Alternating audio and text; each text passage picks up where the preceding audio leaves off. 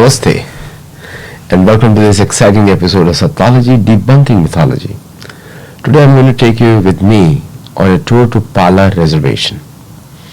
आप सबको मैं इस पाला रिजर्वेशन में लेकर चलूँगा और मेरे साथ हमारे ट्राइब के चीफ हैं angel Sanchez rice. So he is the and vice chief also there, Andrew Aranda. So we're going to go there. Before that we go there, I will tell you the history of this place. Cupeno and Luisiano. These are the two tribes. So Cupeno were also known as Kupangax Vishem. And ye Southern California, they are the tribe of Southern California. Or today there are 1,000 people left here. So they covered from Mexico, United States border, and also up to Los Angeles County, which is Luisiano. I'll tell you who are Luisianos. Now Luisiano Mission Indians and their Pala Band or Luisiano Mission Indians, Morongo of Cahuilla Mission Indians, and Los Coyotes Band of Cahuilla and Cupeno Indians. These are the four categories. So they lived in the mountains of San Jose Valley near San Luis Rey River. Now I do not know the native names of these rivers because the colonization is very old, to be frank with you, because the original names I do not have of these places. So the original name of these people are Kupangax Vichem, which is people who slept here. Like I was also reading about Yucatan. The meaning of Yucatan was given by the Spaniards, and meaning don't come here, like that, which is very unique, and I need to more research on that, how the word Yucatan came. Now Vikalapka and Kupa, Vilakalpa and Kupa, and they are known in the north. They are currently in the north of Warner Springs, California, and their homelands extended to Agua Caliente, which is east of Lake Henshaw and near State Highway 79, near Warner Springs. Most of the 200-acre village is abandoned now, but the evidence of historical is there. Someday I will go there also. So Juan Jose Warner, he was a naturalized American Mexican citizen, and he was given, Mexico gave him the land of 45,000 acres. And they depended on Indian labor like even today. And then there was a war. So in the war, they built an adobe ranch house and barn, which is also there still today. And these are the people who pushed native tribes, Cupeno, outside their ranch, and they built a boundary with a small village. They put all the tribes in one village, and this is what has happened. And he described Indians when the British came, and also the Americans. W.H. Emery, he was in the American Army Corps of Engineers. He said that they are being held in a state of serfdom by Warner and also being ill-treated. And then the Warner was arrested and taken to the court in Los Angeles. So the Yuma Indian, which is Antonio Garra, he organized a coalition to fight. So Garra revolt failed. It was against all European Americans, and the settlers executed Garra. And then Cupeno had attacked Warner and his ranch, and they lost structures. Warner sent his family to Los Angeles and continued to operate the land. And the Warners, the Cupenos were selling milk, fodder and craft work to travelers on the Southern Immigrant Trail. Southern Immigrant Trail came from Mexico as well as from Vancouver in British Columbia, today's British Columbia. So the women made lace and took in laundry. This is what the Indians did over that time. And European American acquired all titles to John D.G. Downey to main portion of Warner's End. Downey is a place in Los Angeles also now. So the former governor of California and the owner of ranch since 1880 began proceedings to evict Cupeno from the ranch property. Legal proceedings continued till 1903, where the court ruled in against the Cupeno. The United States offered to buy new land for Cupeno, but they refused.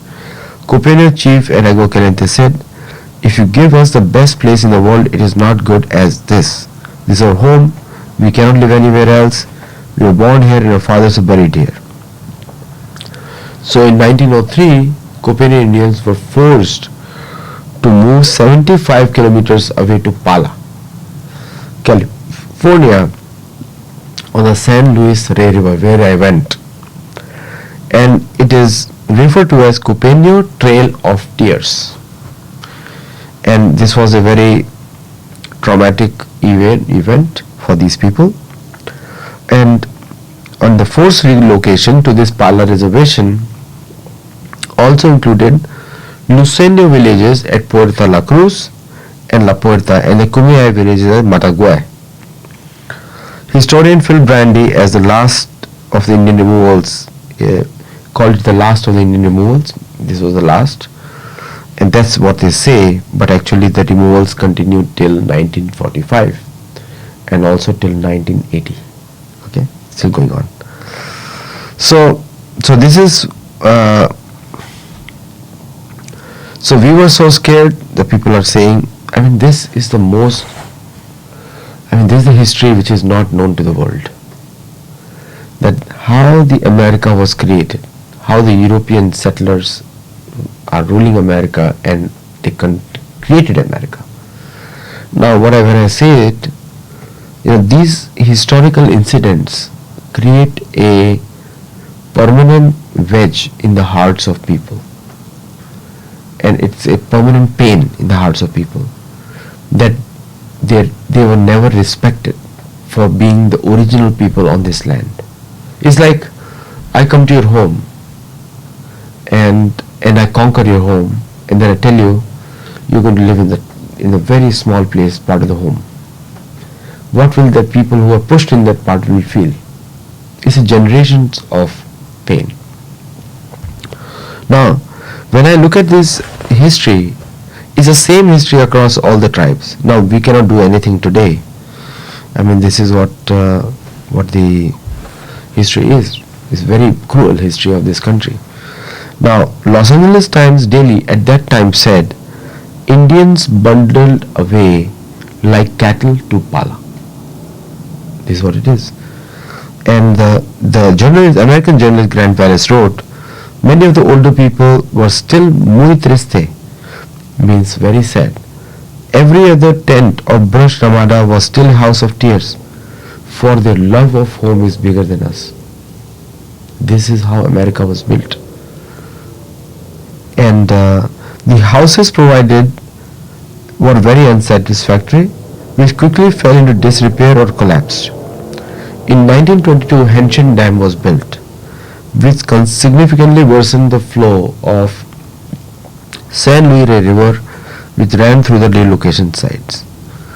So the Indians at the present day reservations of Los Coyotes, San Ignacio, Santa Isabel, and Mesa Grande are among descendants of the Warner Springs Cupeno. Many Cupeno believe that their land at Cupa will be returned to them. They are still seeking. The Cupa site is serving as a rallying point for the land claims movement of contemporary Indian people, particularly their effort to regain cultural and religious areas. You listen about this from the chief directly, and I just wanted to bring it to your point that this is what has happened here. Now let me go back to Luisiano tribe. Again same, Payom Kavichum. They are also indigenous people of California, and they contacted Spanish in the 16th century. In the coastal area of Southern California, ranging 15 miles from present-day southern part of Los Angeles County to northern part of San Diego County. And inland 30 miles in the Luiseno language, people call them the Payom Kavichum and people of the west. But after the mission of Saint Louis de Francia, the mission of Saint Louis, King of France, the Payom Kavichum began to be known as San Luisianos or later Luisianos by Spanish missionaries due to their proximity to the Saint Louis Rey mission. Saint Louis Rey mission is a Franciscan mission. It's from French Catholics. Again, their history is the same, and but they were very good in business actually. So they were creating seeds, berries, nuts, fruits, vegetables, and many different species of animals which the men hunted. They have antelopes, bobcats, deer, elk, foxes, mice, mountain lions, rabbits, wood rats, river otters, all these things. And then they also used California buckeye nuts for fishing also. And so the population was 4,000 to 5,000 in 1770. It reduced to 500 in 1910. And in 1960, people thought that there were 10,000 people there from this tribe. And the 1769 the missions were established. They were autonomous to a large extent, and the Spanish missionaries, because they played a havoc, because they were only busy in spreading the Catholic mission. So they established Mission Saint Louis de Francia within the borders of Payom Kavichum territory, known as the King of Missions. And the Father Fermin Francisco de Lucian is now located in in northern San Diego County. It was Spanish first military district. So these are not just churches; they are military installations. There is no way all of the native tribes could have fought with them. There is no way. And Mexican Empire assumed ownership of this Payom Kavichum after defeating Spain in Mexican War of Independence in 1821. The following years, the Mexican troops were just continuation of Spanish conquistadors. And all coastal lands from Payom Kavichum in 1822 gave much of the land to Mexican settlers who became known as Californios to develop the land for agriculture. So this tribe did not actively participate in the war, but fell victim to the violence following the Battle of San Pascual. 11 California lancers from the battle arrived at Rancho Palma and stole horses from Palma band of the Luisiano. And then so it's a whole history. And then he sent the Mexican General Jose Maria Flores in Los Angeles, sent a Mexican force under Jose del Carmen Lugo to execute the chiefs responsible for executing the Californios. Along the way, they met with Cahuilla, led by Custutna, which is Juan Antonio, and to attack Payom Kavichum revival. And so this is what has happened in Temecula. And this happened in Temecula. This led to the known as Temecula massacre. It killed over 100 Temecula Payom Kavichum, and Payom Kavichum were defeated. The rest of the soldiers were handed over to Cahuilla, who executed all the other prisoners. And Mormon battalion also reached there. So the point is, the President Ulyss Grant in 1875 allowed reservations to be established in the area, and that same year, state of California evicted Payom Kavichums in the Temecula Valley and redistributed to American ranchers.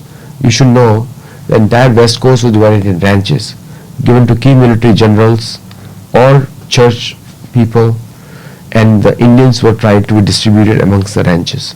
Indians, I'm talking about the American Indians. And then President Chester Arthur also established another reservations, and the boarding school programs were established to assimilate the Payom Kavichum into subservience and American culture, which is Christian culture, whose children were enrolled in the Sherman Indian School in Riverside. The Poma Pala Rincon band sued for the rights to enroll their children in local schools, and then gems were discovered like tourmaline, pegmatite, morganite, and became the top export, as Dowager Empress Cixi spoke highly of the gem in 1902, which became the tribe's main export to China when the Dowager died. So after 1980, they were allowed to begin the gambling operations, and the Pala Casino Resort, Pechanga, Haras. So this newfound wealth also allowed the Pechanga band to purchase the remaining rights to San Diego Sports Arena, now known as Pechanga Arena. So Pumaka fired the La Jolla Indian Reservation, destroying 92% of the reservation in 2007. So this is what it is.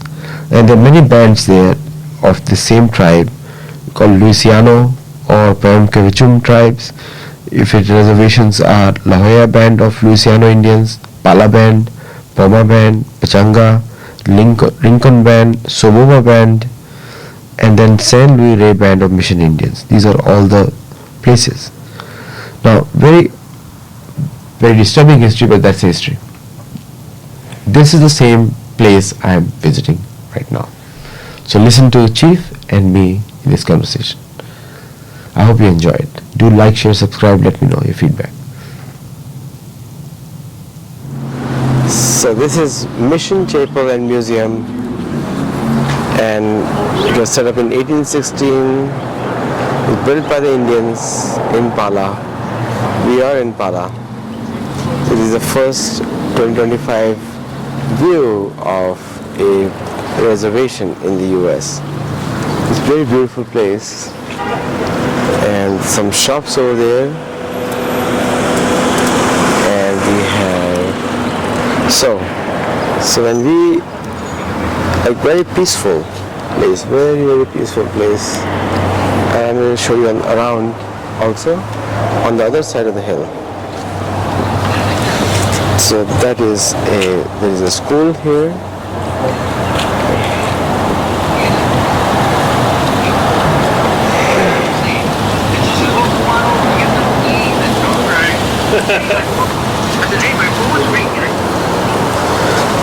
So this is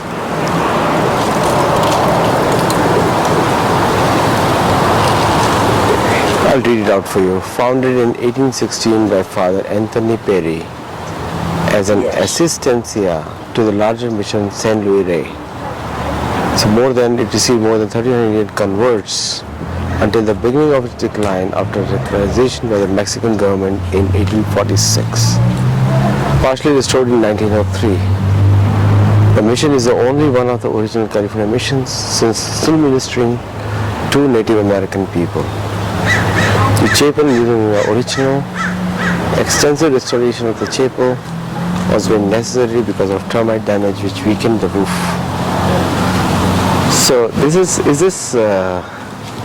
this really like a respect or something where it says 1,300 Indian converts? Well, they use this to indoctrinate the native community. Yeah. And no, they use this as a form to indoctrinate the native people. They brought the teachings. Is it a respect for the native community or no?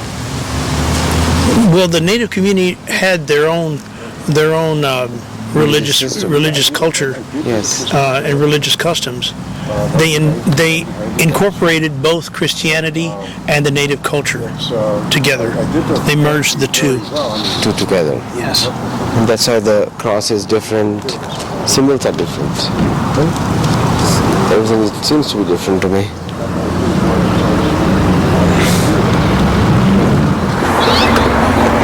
Thank you, Adi.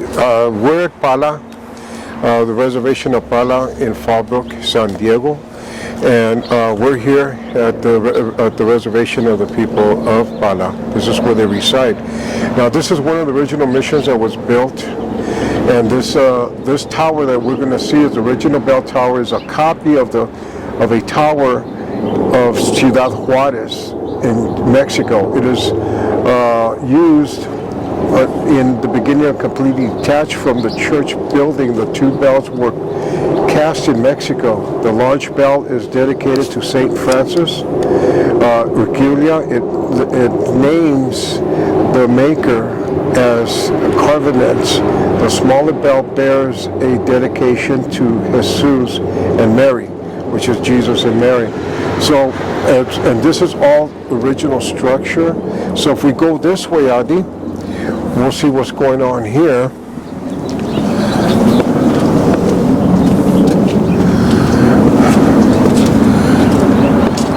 So here,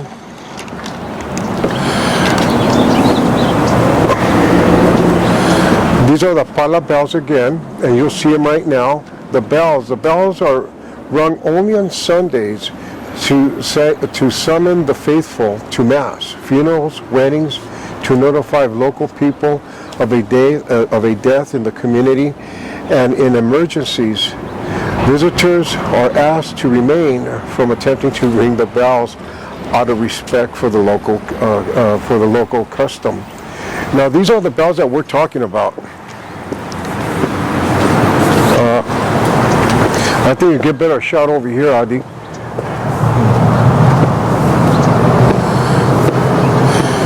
And there's Jesus Christ, where people pray, and there are the bells with the cross above it, and a crow. So Chief, let me ask you, like, on the other side mentioned that 1300 converts to this church. So what was the original culture, religion here when the people converted? The culture here is Luiseño, the Luiseño tribe, and the language here, they do speak their language, and they also speak Spanish and English. They teach their kids once a week, which is on Thursdays. They have the Luiseño language, which the kids study. They read it, they study in their language, and they speak it. They also speak Spanish and English. So the education here is a very good education for the kids, and they're learning a lot. They're learning their culture, they're learning the history like we're learning about it. So it's a very diverse culture. And what's nice about it is that it's still look at this place. It's all green, hills, mountains, very natural to the way it was in the very beginning back in the 1600s. Now the mission, as you see it, you could see the rooftop, and you could see how this is all adobe. And it was all made from this dirt, and you could see the tiles. If you look at the edge of the tiles, you see how old they are. They're just old. This is the original roof tiles from back then, and the structure. I really like the design because the water flows through and nothing goes to the wood. No, and it's a good insulator. Yeah, good insulator. You can't get the heat doesn't penetrate it very well. Yeah. And you can see how thick the walls are from looking at the windows. Yeah. That's how thick the walls are. So it's a great insulator. And it's all straw. These walls are made from adobe, which is straw and mud. And they make their own little bricks, and they have their own forms, and then they put it together like bricks. So it's a very interesting way of building. These guys, the native community they just all use all natural resources, not just for food, but for building. And these are all this is all native family that have passed, that lived here. Only the special people are allowed to be buried inside? Only the native people from Pala are allowed to be buried part here. of the mission. Right. And some are buried out of the reservation. Yeah.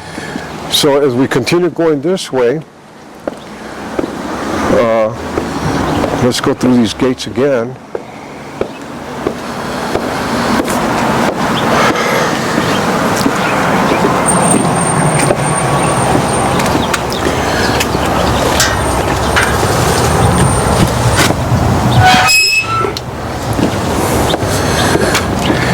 That's Andrew. And as you can see, the structures underneath the patio here, it's just amazing. You can see what they've done. You can see the old structure, the old engineering behind this, and they're still here. And this is again all adobe. And the floors, he could tell that this is old adobe because you could see how in time it's just worn. There's nothing new here. Yeah, it's a water. It's water. Yeah, that's the watermarks. And it's going to continue. You can tell the difference from this to that. Yeah. And they definitely have maintained the... It started in 1816. It's a lot of time, period of time. Yeah. 1816 means that was still Mexico at this time. Right. It was still Mexico here. Right. And then this mission is only 23 miles from San Luis del Rey, which is off of Mission, which is not that far. And it's a bigger mission. And St. Luis Rey is the biggest mission in California.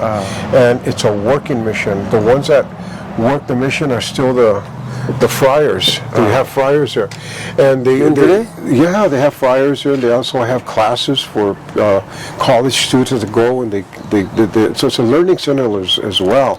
But it's the only mission that still works and doesn't ask nothing from Archdiocese.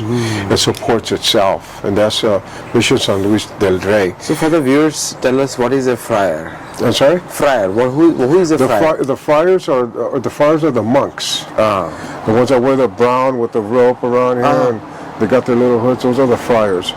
They have priests, but primarily they have the friars. Right. And as you can see right here, Junipero Serra was a friar. sorry, Junipero Serra was a friar. the friars are. No, Junipero Serra was a friar. Yes, Junipero Sierra was a friar. He was also responsible for a lot of missions that were built Yes, 21 all missions. throughout the California coast. Yes. Yeah, in fact, he's on this one too. Yeah? Oh yeah. He's on Alcala also. Yeah, he did a lot of missions. And they traveled a lot. They didn't have cars, but they had horses, mules, donkeys. So 23 miles for a donkey or horses, you can make it in half a day. I mean, in those times, I think people were going faster also. Oh yeah. Yeah, the trails were. Trails were much faster than the roads, isn't it?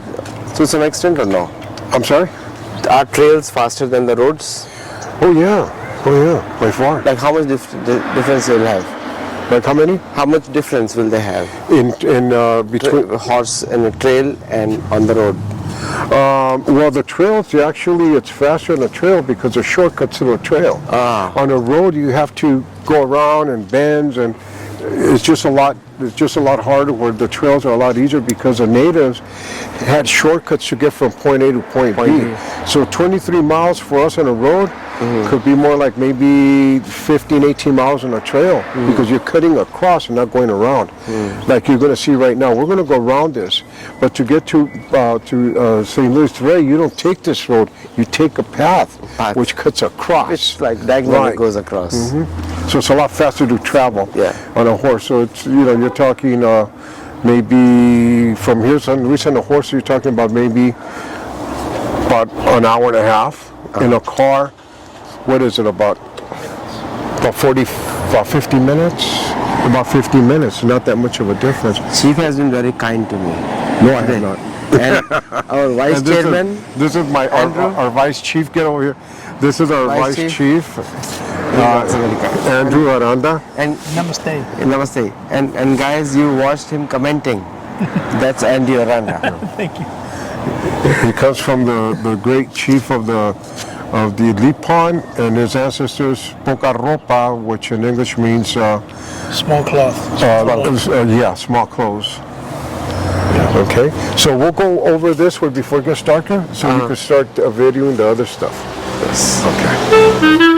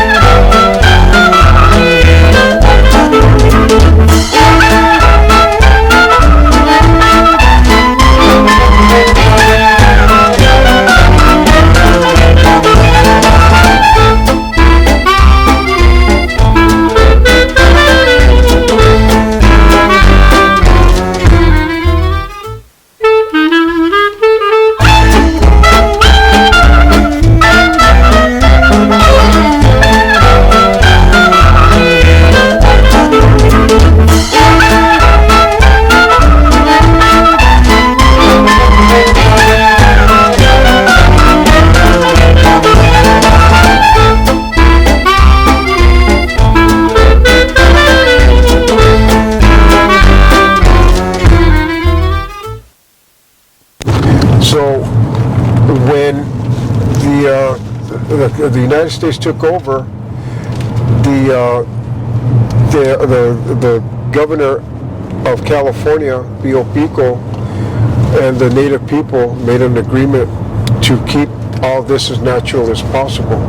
So they granted them that, and that was the tribe from here, from Pala, and the Chumash tribe, the Hachiman. So a lot of those tribes were able to keep their land under California law. Governor Pio Pico he was very wealthy, owned a lot of land, but because he wasn't a native, he was of Hispanic and Spanish descent, he lost his wealth because the United States government took everything from him, all his property, his land, his rancherias. He lost everything to the United States under eminent domain. So as wealthy as he was, he died a very poor man. And that's the history of California and the history of the native people. Isn't this beautiful, Adi? Very beautiful. Look at this. I really love it. So, and this is still part of Fallbrook. All this is still part of the city of Fallbrook. And I think, Andrew, how many people of Pala are there? Was it? There's slightly over 1,000 tribal members. Okay, slightly over 1,000 tribal members at Pala that we just visited. There's not that many of them, but they live on the reservation, but they are federally recognized, and they are under the Bureau of Indian Affairs government. So they're under the BIA and the BLM because that land is managed by the Bureau of Land Management. If I'm correct. So that's a little bit of history of this area that you're in.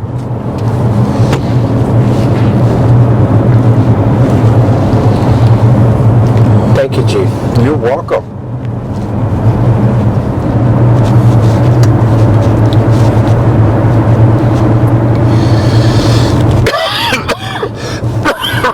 We made it before 5 o'clock, brother. Thank you for watching this video, and I really admire and really thank the chief and vice chief for coming with me and showing me this area. And some aspects of the video may not be clear, so but do like, share, subscribe, and join Sattology, become a member, and support us. Namaste.